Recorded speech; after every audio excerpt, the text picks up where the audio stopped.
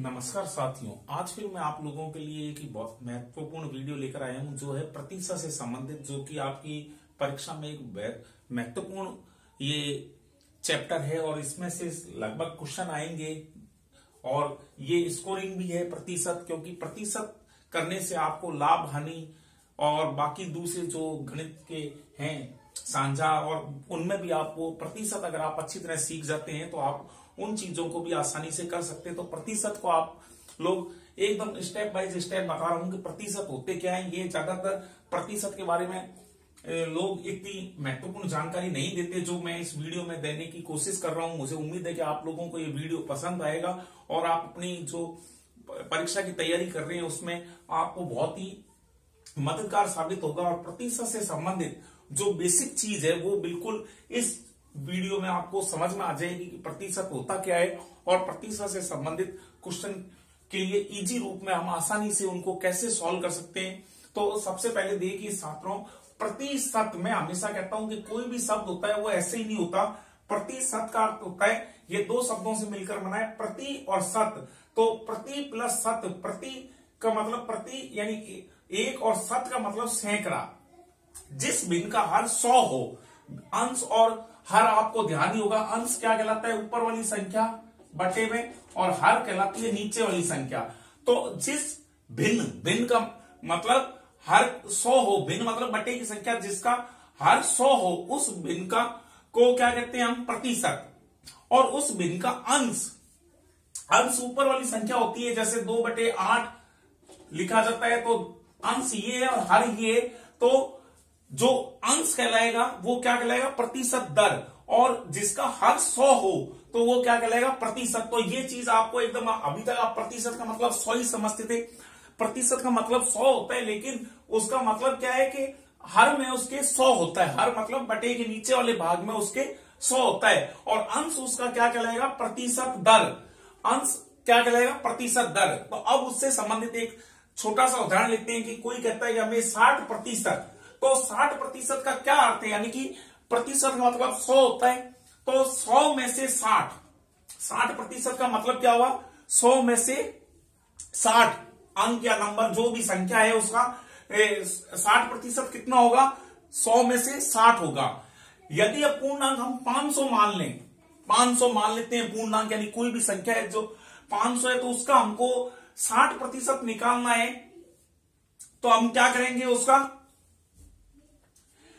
5 है तो किसकी पूर्णांक कितना है 500, तो हम 100 में 60 कितनी बार आया, एक बार।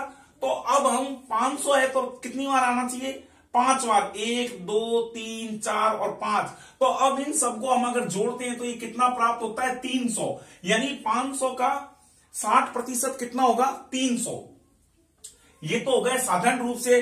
अब ये स्टेप 1 2 3 ऐसे 4 5 टाइम लिखना थोड़ा मुश्किल है। ये आसानी के लिए उदाहरण के रूप में मैंने आपको बताया है कि अगर 60% किसी का निकालना हो, इसकी जगह 1000 होता तो हम कितनी बार लिखते, 10 बार, तो वो 600 होता। 1000 का 60% कितना होता, 1000 का 60% होता 600, यानी 300 का डबल। अब देखिए इसको हम आसानी से कैसे, यानी प्रतिशत के रूप में हम लिखेंगे तो कैसे लिखेंगे, 500 का 60% मतलब 60 ऊपर हो गया और हर में हमने क्या लिख दिया 100, और जो संख्या दी हमें 500 का पूछ रहा है तो इंटू 500।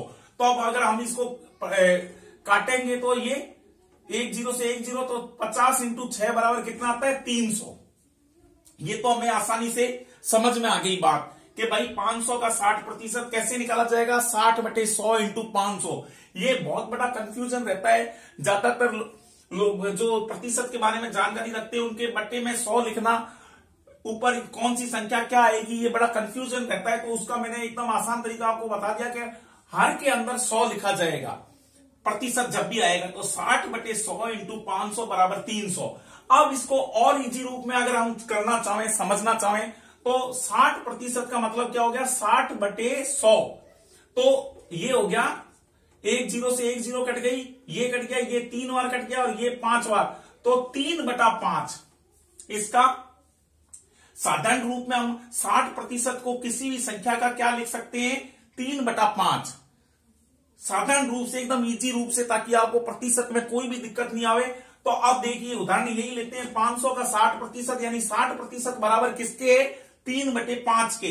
तो 3/5 इंटू 500, तो आंसर वही आया 300। तो ये हम आसानी से जो प्रतिशत होते हैं उनको हम उनके भिन्न में बदल सकते हैं और भिन्न को उससे मल्टीप्लायर जो संख्या दी है उससे हम करके आंसर आसानी से निकाल सकते हैं। ये बात आप लोगों को बिल्कुल समझ में आ गई होगी।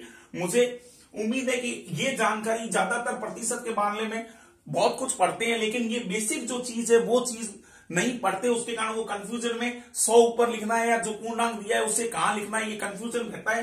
तो वो कंफ्यूजन अब आप लोगों का बिल्कुल दूर हो जाएगा। अब देखो, याद रखने योग्य चीजें, प्रतिशत से संबंधित क्वेश्चन जब भी हो तो पहले हमें प्रतिशत की ये जो मैं दे रहा हूं ट्रिक्स मान लो या इनको गूढ़ मंत्र मान लो, वो ये है कि आपको क्या करना है, प्रतिशत जैसे आप कोई दे देता है 3/8%, तो ये भिन्न के रूप में क्या आएगा? 25/8। इसको खोलना आता ही होगा। मिश्रित भिन्न को कैसे खोला जाता है? इन दोनों की मल्टीप्लायर होती है और ऊपर वाला ऐड होता है। तो 8 3 24 और 1 25, तो 25/8 आ गया। अब प्रतिशत में मैंने बताया हर हमेशा 100 होता है, तो 25/8 में भाग अगर 100 का देखते हैं, ये भाग का निशान है क्योंकि प्रतिशत है, तो 100/1 करेंगे इंटू भाग 100/100। तो अब इसको हम खोलेंगे, यानी भाग का निशान जब बदलते हैं मल्टीप्लाई के साइन में तो क्या हो जाता है, जो भाग के निशान के आगे की संख्या होती है उल्टी हो जाती है। तो 25 इंटू 1, क्योंकि 1 ऊपर चला जाएगा और 100 नीचे आ जाएगा, तो 25 इंटू 1/8 इंटू 100। तो अब आप इसको काटोगे तो ये 4 बार कटेगा, तो 8 चौक 32 यानी 1/32 ये भाग होगा। कितना? 3 सही 1/8% को हम क्या लिख सकते हैं? 1/32। अब दूसरा देखिए 5%, इसी तरीके से यानी कि 5% दिया हुआ है तो भाग 100 करेंगे, प्रतिशत का निशान आते हैं हर में हम क्या लिखेंगे? 100। तो इसको भी हम क्या लिख सकते हैं? 1/20। इसी प्रकार 8 सही 1/3, तो 8 3 24 और 1 25/3। तो इसको हम भिन्न रूप में क्या लिख सकते हैं? 1/12। इसी प्रकार से जैसे ये वाला क्वेश्चन खोला था, इस मिश्रित भिन्न को हम खोलेंगे तो 8 3 24 और 1 25, 25/3 यानी ये किसके बराबर होगा? 1/12 भाग के। दूसरा 12 सही 1/2 यानी 12 दूनी 24 और 1 25, 25/2 का प्रतिशत कितना होगा? 12 सही 1/2 प्रतिशत किसके बराबर होगा? 1/8% के। 12% किसके बराबर होगा? 3/25 के। 6 सही 1/4 प्रतिशत किसके बराबर होगा? 1/16 की। ये जो चीजें ये याद रख लेना, इनको याद कर लेना, इनको माला की तरह बिल्कुल कंठस्थ कर लेना, क्योंकि ये आपकी कैलकुलेशन में बहुत ज्यादा मदद करेंगे। उससे आप आसानी से बहुत ही जल्दी क्वेश्चनों को प्रतिशत से संबंधित आप उनको सॉल्व कर सकते हैं। 12 सही 1/2% किसके बराबर है? 1/8 के। 13 सही 1/3% किसके बराबर है? 2/5 के। 8% किसके बराबर होगा? 2/25 के। 10% किसके बराबर होगा? 1/10 के। 14 सही 2/7% किसके बराबर होगा? 1/7 के। अब देखिए और भी ये चीजें, 15% होगा 3/20 के बराबर। 16% बराबर होगा 4/25 भी लिख सकते हैं। 16 सही 2/3% को हम 1/6 भी लिख सकते हैं। 20% को हम 1/5 भी लिख सकते हैं। 25% को 1/4 लिख सकते हैं और 33 सही 1/3% को हम 1/3 भी लिख सकते हैं। 37 सही 1/2% को हम 3/8 भी लिख सकते हैं और 40% को हम 2/5 भी लिख सकते हैं। यानी ये वैल्यू बराबर है। अगर कहीं पर क्वेश्चन आपको किसी इसी प्रकार का दे दिया जाए, 60% होगा 3/5 के। 62 सही 1/2% होगा 5/8 के। 66 सही 2/3% होगा 2/3 के। और 75% बराबर होगा 3/4 के। और 87 सही 1/2% होगा 7/8%। क्या मैं ये चीजें आपको क्यों बता रहा हूं कि प्रतिशत आ जाए, अगर ये प्रतिशत आ जाए कभी 3 सही 1/8 तो आप सीधा क्या लिख सकते हो? 1/32 लिख करके कैलकुलेशन में आसानी रहेगी। ऐसी 12 सही 1/2% आ जाए तो वो किसके बराबर है? 1/8 के। अब देखिए ये जो चीज मैंने समझाई है वो इसलिए समझाइए कि अब आप क्वेश्चन देखिए कि 60% बराबर क्या कहलाएगा, 3/5 62 सही 1/2%, 5/8 के 66 सही 2/3%, 2/3 के 75% कहलाएगा, 3/4 के और 87 सही 7/8 के। अब क्वेश्चन देखिए 625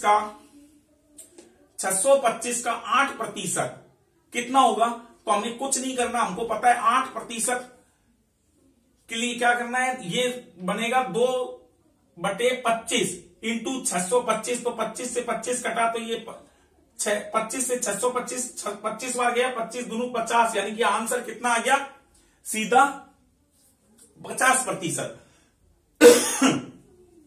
तो आप लोगों को ये कैलकुलेशन देखो, 8%, यहां पर मैंने कितना मान रखा था 8% का, 2/5, तो हमने 8% नहीं लिख करके उसकी जगह 2/25 लिखा और 625 करा, तो इसका आंसर आ गया हमारे पास 50। यानी डायरेक्ट हमको अगर इनके प्रतिशत के वैल्यू का हमको भिन्न के रूप में ध्यान है तो हम आसानी से वो वैल्यू रख करके हम आसानी से आंसर निकाल सकते हैं। तो 625 का 8% कितना हो गया, यानी 8% बराबर आपने देखा था, यहां पर मैंने आपको बताया था 2/25 के बराबर होता है, तो 2/25 इंटू 625 सीधा आंसर आ गया 50%। आपको कैलकुलेशन करने में नहीं तो वो करना पड़ता 100 का 8, फिर 1 का 100/8, और ऐसे करके आपको कैलकुलेशन करनी पड़ती, जो बहुत ज्यादा टाइम लगता और कैलकुलेशन गड़बड़ाने की वो रहती। तो इसलिए मैंने इनको आसानी से आपको समझाने के लिए बताया है कि इन प्रतिशत मानों को आप भिन्न के रूप में याद कर लें। ये जितने भी मैंने लिखे ये एग्जाम में हूबहू कई बार ऐसे क्वेश्चन आ जाते हैं कि 15% कितने के बराबर होता है, तो 3/20 के बराबर, और इसमें अगर कोई संख्या दे दी है तो उसको हम यहां पर अगर 15% हमें 100 का निकालना होता तो क्या निकालते, यहां पर इंटू 100 कर देते, तो ये 20 पंजे 100 यानी सीधा 15 हो जाता, आंसर क्या आ जाता, सीधा 15। इसी प्रकार किसी 800 का 25% निकालो तो उसकी जगह हमको क्या करना है, 1/4 इंटू 800 करते, तो ये सीधा आंसर आ जाता 200। तो इस प्रकार से हम आसानी से क्वेश्चन इन प्रतिशत संख्याओं के जो मान है भिन्न के, उसको हम याद करके अच्छी तरह याद करके क्वेश्चनों को आसानी से निकाल सकते हैं। हमें ज्यादा कैलकुलेशन करने की जरूरत नहीं रहेगी। मुझे उम्मीद है कि आप लोगों को ये वीडियो पसंद आया होगा।